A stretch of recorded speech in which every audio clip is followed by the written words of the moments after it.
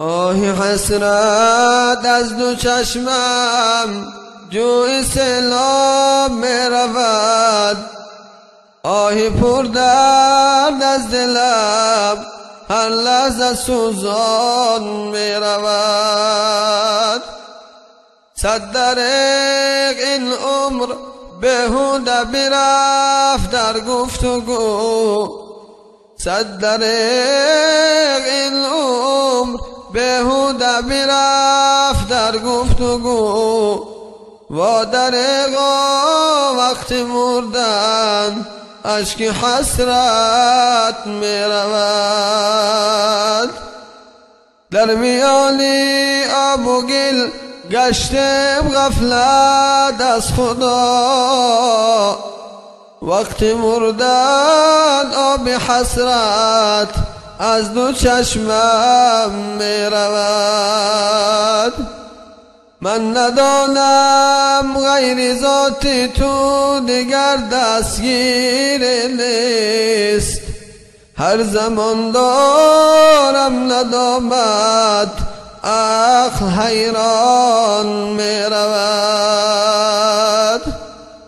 مردمان دارن تمنای زن و فرزند به خود، از برای این زن و فرزند به غفلت می روند.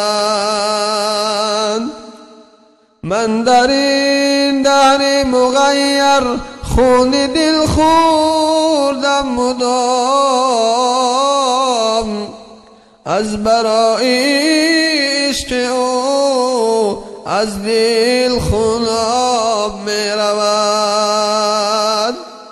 ای کریمی بنده پرور دستگیر در مردگان، هر زمان این نفس بد از راه به راه می رود. نیست ما را غیر ذات تو پناه در هر دو کون، از برای عشق تو این دل به نالان می رود. گشته ای عبدالرحیم در این زمان غرق گناه، از برای عوف جرمم دل چه گریان می رود. نمیدانم گناهگارم با وقتی مرگ و جان دادن، خداوندا تو آسان کن با وقتی مرگ و جان دادن.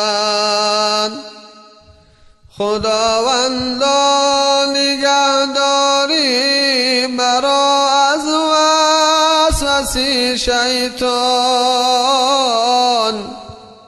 بود مشکل تو آسان کن با وقتی مرگ و جان دادن.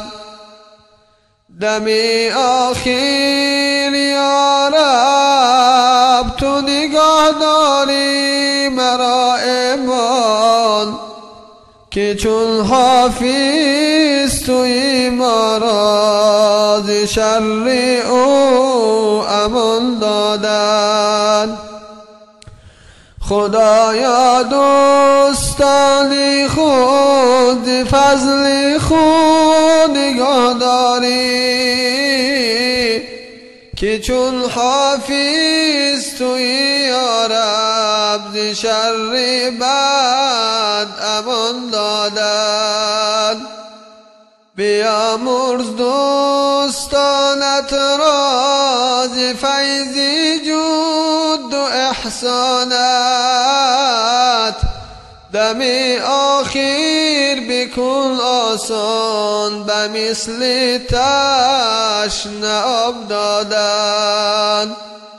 خدایا دوستانت را ز فیض خود بکن آسان، و مثل قلب کوی خود توانی او سخن دادن.